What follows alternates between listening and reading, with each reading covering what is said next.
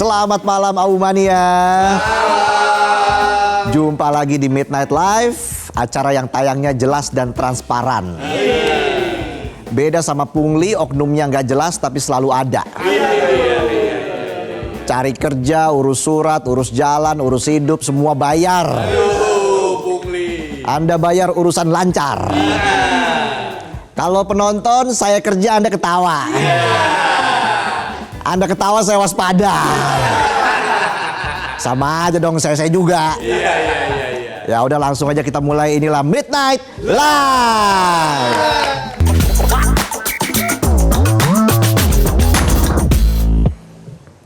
Berita pertama malam ini kita mulai dengan persoalan klasik upeti alias pungli yang sudah terjadi dari zaman Angling Dharma naik naga.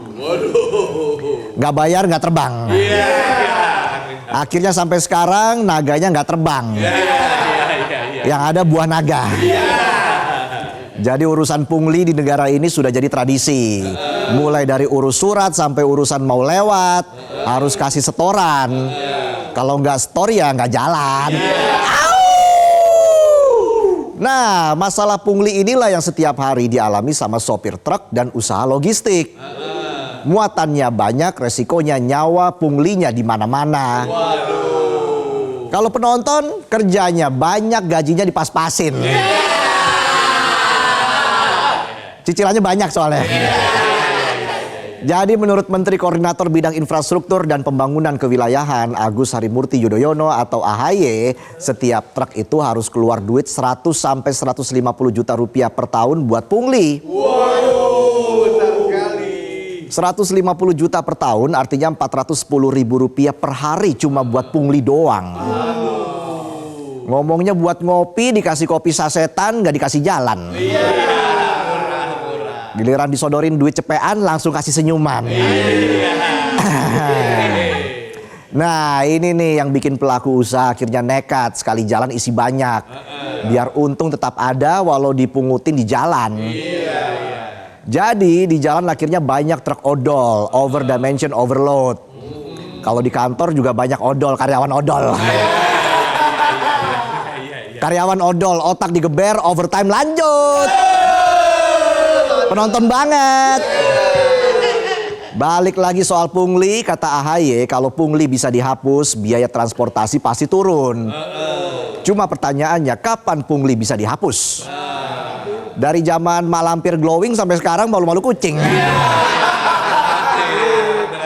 Pungli masih aja ada.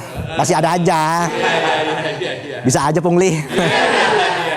Pemberantasan pungli kerasnya cuma di ruang rapat, belum ada tindakan tegas, isinya cuma debat. Kamis kemarin AHY mau koordinasi sama polisi, kejaksaan, KPK, BPKP, semua diajak ngobrol biar nggak ada lagi sopir truk yang diperas di jalan. Bahkan Dirgakum Korlantas Polri Brigjen Pol Faisal bilang kalau nanti ada anggota polisi ketahuan pungli bakal ditindak. Jadi pungli ini dampaknya udah sistemik. Pungli bikin biaya logistik mahal.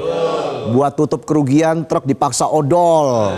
Akhirnya aspal jebol, jembatan ambrol, dan rem truk bisa losdol alias blong. Makanya kita lihat banyak tuh tulisan di bak truk ya.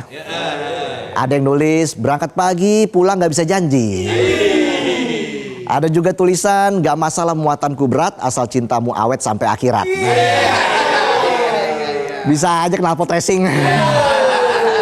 Kata Polri, truk odol nyumbang 10,5% kecelakaan nasional tahun 2024. Kedua terbesar setelah motor. Ya wajar, truk odol itu kayak pacaran yang gak direstui keluarga. Udah gak sesuai kapasitas tapi dipaksa terus sampai ambyar. Akhirnya bubar.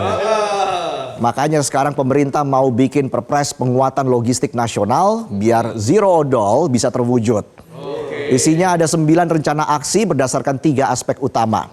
Pertama, pengawasan dan penindakan kendaraan angkutan barang yang nakal. Kedua, penguatan hak sopir. Jadi nanti nggak cuma kendaraannya ditertipin, orangnya juga harus dijamin haknya.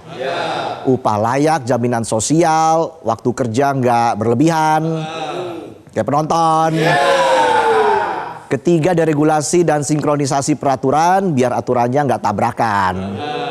Udah kayak penonton gak sinkron. Mimpi sama gaji tabrakan mulu tuh. Mimpi beli motor, gaji cuma dapat batagor. Deputi Kemenko Infra bilang bakal ada standar untuk gaji sopir truk. Jadi nggak ada lagi tuh gaji sopir dihitung pakai rumus kasihan. Sopir yang kerja formal dibayar layak. Dan sopir yang informal juga diupayakan dapat BPJS Ketenagakerjaan. Dan kalau masih ada perusahaan yang nggak mau bayar gaji layak, Kemenaker akan negor. Sambil bawa batagor sama nasgor. Intinya pungli di truk ini nggak bisa dibiarin. Karena kalau nggak diberesin muatan truk makin naik, pungli naik, kerugian naik. Jumlah korban juga naik. Di era Jokowi dulu kita punya Satgas Saber Pungli. Cuma Mei kemarin dibubarin sama Pak Prabowo. Katanya kurang efektif. Kata peneliti Selios Muhammad Soleh, dari 2016 sampai 2025 Saber Pungli cuma ngelakuin penegakan hukum aja, nggak ada pencegahan. Dan dengan restrukturisasi kabinet di era Presiden Prabowo, Satgas Saber Pungli sudah nggak relevan. Soleh juga nambahin kalau mau pungli hilang semua, kementerian lembaga harus ikut beresin. Soalnya pungli udah menyebar dari ujung ke ujung. Dari pelayanan publik di daerah sampai meja-meja administrasi di pusat. Dari sopir truk sampai warga yang cuma mau urus surat. Kalau mau beres ya harus bayar. Jadi kalau mau benar-benar berantas pungli, jangan cuma omongan di mimbar, tapi beneran dibersihin sampai akar. Katanya mau menuju Indonesia maju. Gimana mau maju kalau mau maju harus bayar dulu. Kita lanjut ya ke berita yang kedua.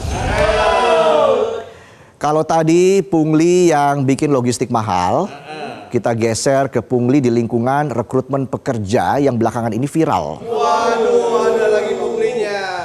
Jadi di Jakarta kalau mau kerja jadi PPSU bukan cuma bawa sapu, tapi bawa uang mahar juga. Aduh, ada maharnya. Udah kayak mau nikah sama anak gubernur. Udah susah nganggur berbulan-bulan, giliran ada lowongan, diperas juga. Aduh. Ini mau daftar kerja atau beli perkara? Nyari kerjaan di Jakarta itu sekarang kayak main Mobile Legend. Musuhnya bukan cuma orang lain, tapi sistem yang nge-lag. Mau war nge-lag. Mau hancurin tower nge-lag. Ujung-ujungnya lose track. Mana dihack lagi akun gue? Belakangan ini heboh calon petugas PPSU dan PJLP dijegal sama oknum panitia. Aduh. Bukan dites wawasan tapi dites kesabaran. Bisa aja saya.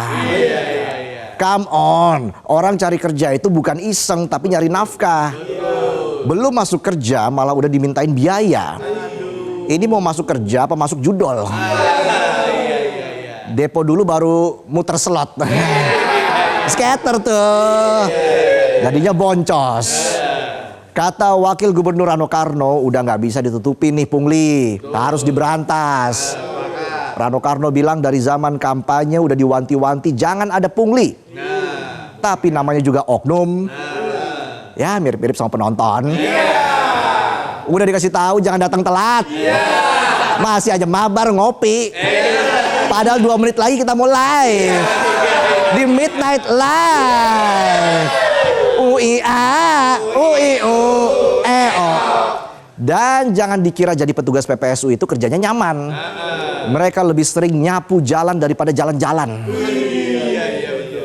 Anggota DPRD Jakarta Ali Lubis bilang dia dapat laporan dari warga di Cipinang Muara yang dimintain duit buat masuk PPSU. Kerja sebagai PPSU itu gajinya 5 jutaan. Tapi demi posisi itu katanya harus setor belasan sampai puluhan juta. Puluhan juta bos. Itu mau lamar kerja bersihin jalan, apa mau ngaspal jalan? Apa mau bikin jalan? Meskipun Wagub dan anggota DPRD mengakui pungli terjadi, PLT Lurah Cipinang Muara Agung Budi Santoso justru membantah. Dia bilang nggak ada pungli di wilayahnya, semua sudah dilakukan sesuai SOP dan prosedur. Ya namanya juga maling, pungli, mana ada yang ngaku. Udah kayak CEO ketahuan selingkuh. Ngakunya ada rapat dadakan, gak taunya nonton konser sambil pelukan. Miss you.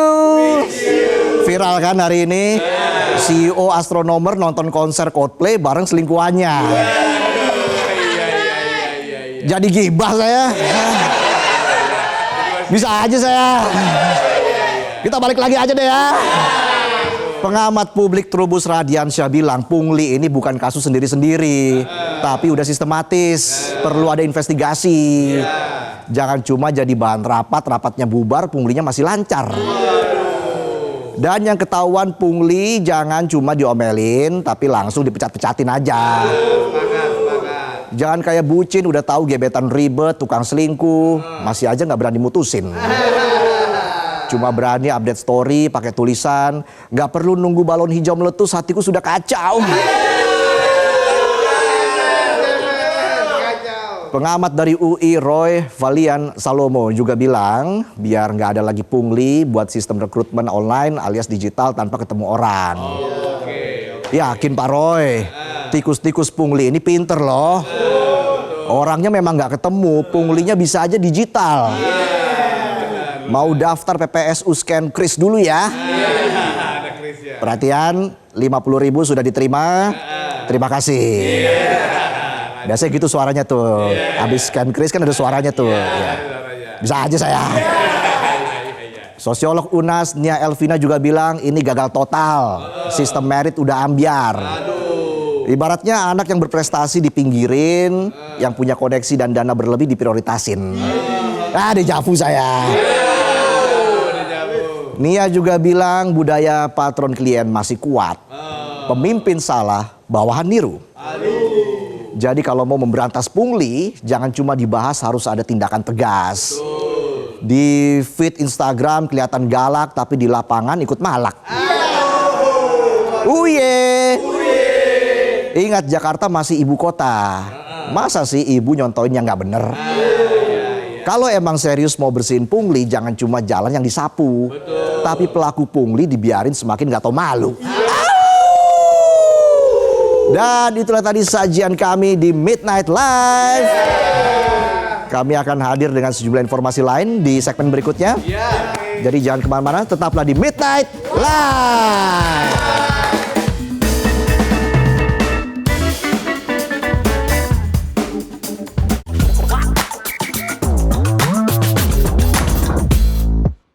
Didukung oleh